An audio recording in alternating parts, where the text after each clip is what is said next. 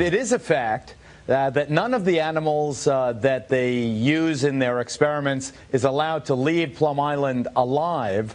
Why couldn't the Montauk monster be some critter that they were tinkering with that somehow went into the water and got swept by that outgoing tide? Montauk is south and east of Plum Island, not that far, maybe 10 miles as the crow flies, maybe less even. Why couldn't it be that?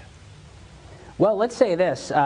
This animal facility, since 1954, when it was actually inaugurated as a biological warfare facility by Nazi Germany's top germware officer, warfare officer that we secretly imported to the United States. The goal was germ warfare. Is that true? It really was a Nazi? A Nazi ran the place? An ex-Nazi? Yeah, his name was Eric Traub. We can find him in the depths of the National Archives and Record Administration, where I found him. And he ran his own bio-warfare island in the Baltic. We brought him here after World War II, and his idea was, let's build a germ warfare island so that we can wage war against farm animals, essentially, against the emerging Cold War against Soviet China, the Soviet Union and Communist China.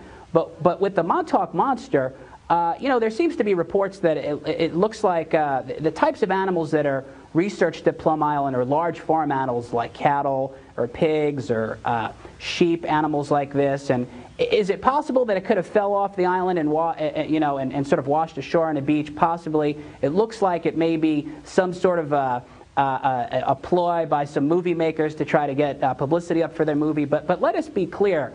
What we need to say that if this Montauk monster raises the profile of a place that is run and protected no better than a junior high school biology lab, then that's a good thing. And other things have fallen off the back, like, for example, samples of viruses and bacteria falling off the ferry and winding up on beaches before. So it wouldn't be the first time, although I'm not particularly convinced that this strange-looking animal is from Plum Island. Scratching their heads and grossing them out. The body of this creature washed ashore along the East River. So what exactly is it?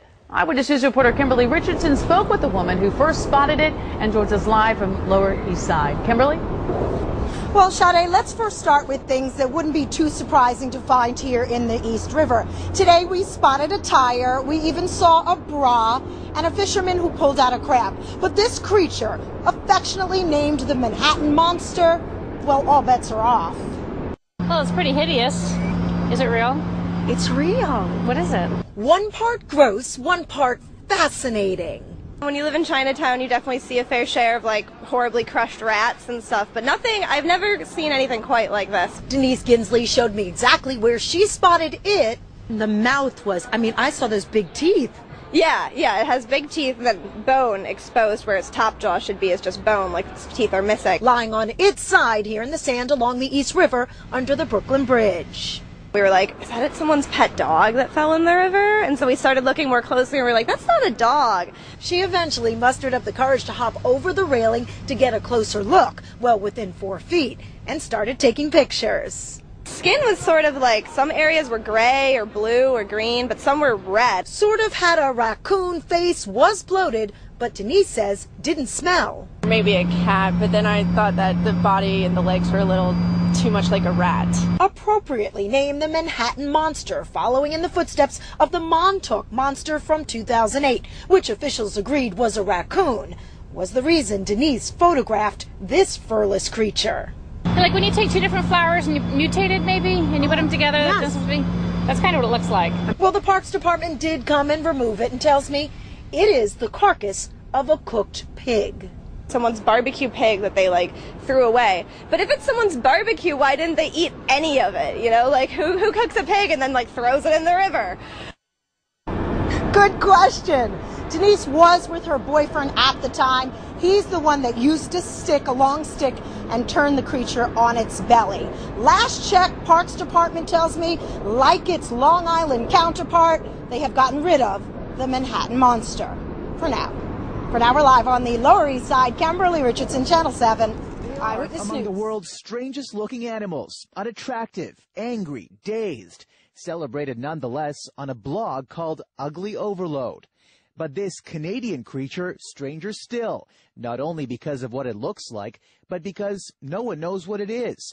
Discovered by 2 nurses out for a hike in a remote Aboriginal community in northern Ontario. I've never seen the creature myself, nor has my grandfather or most of the community. The puzzle, a monster mystery, like the Loch Ness or Ogopogo. This find making headlines in England, Australia, New Zealand, and China, baffling even the most seasoned animal experts. Your best guess. Best guess. That's a good question. I honestly don't know. And stumping students at Ontario's Science Centre. Oh, it's like a messed up dog. Oh, looks like a dog, a pig, and a bunny rabbit. There are theories. A village elder saying he saw a similar creature in the same northern Ontario community almost 6 decades ago. Another suggestion that the animal is related to this one, washing ashore in Montauk, New York 2 years ago, but still not identified.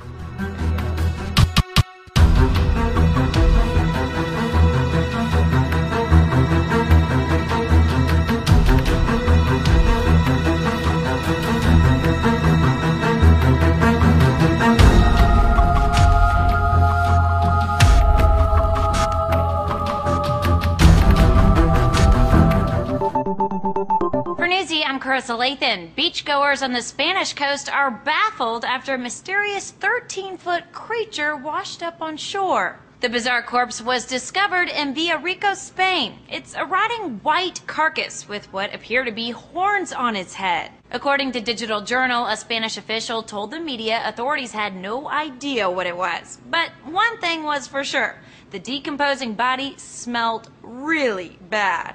Biologists will analyze some samples, but the rest of the carcass was buried due to possible health risks for beachgoers. Photos of the mysterious carcass were quickly passed around online, and theories about the creature are now a dime a dozen. So far, the Huffington Post reports most of them suggest it's a mutant fish, a type of shark, or an oarfish. And of course, several news anchors also took a stab at trying to identify the mysterious creature. Is it the Loch Ness Monster, a water dinosaur, or even some sort of sea dragon? It could be a chupacabra. It could be. You can't zoom it in? Yes. Try to zoom it in. What the fuck? Damn. Hey, fool, look. Hey. Zoom it in. Look at this shit, fool. That's some UFC shit, huh? UFC UFO. Shit. Like some... What the fuck? Looks like a chainsaw. What the fuck is that? That's a spaceship, though. Let me see. No. Let me see before it leaves. What the fuck? You just watching that motherfucker? You seen it? You can't zoom it in? Yeah, that's all it is. Look, it's like this man. Oh yeah. Oh, dude, what the fuck? That looks like a dude. Oh shit! What the fuck is like changing shape? Hey, but that shit look like a fucking spaceship, like over there, huh? Like the way it was shaped. Bueno, a propósito que citábamos los dragones, muy bien, Donaldo, atención con este video que la persona que hizo el registro afirma que esto es un dragón legítimo. Yo, a ver, tengo mis serias dudas, la verdad, porque la forma en donde funciona ese pixel sobre ese fondo que no tiene mayor definición, es como si no se ve necesariamente recortado o impuesto, pero puede ser cualquier cosa. Incluso existen aviones radiocontrolados que les ponen estas formas vistosas. Así es. No es concluyente el video, pero hay que entender de que una criatura de esa dimensión, por muy, digamos, rural que sea el paisaje donde estuviese volando, lo tendría que haber visto alguien más y tiene que llegar a alguna parte. Claro. O sea, no puede esfumarse así nomás. Sin embargo, la persona dice que es legítimo. La verdad es que yo tengo mis serias dudas respecto al video, pero claramente no deja de ser fascinante. Aunque tú no lo creas, hay una gran cantidad de personas que creen, así como se creen en los ángeles, lo demás, que creen en los dragones, fíjate. Algunos piensan que era una raza extinta, digamos, de criaturas, que eran criaturas sabias, que claramente escupían fuego, podían volar y eran...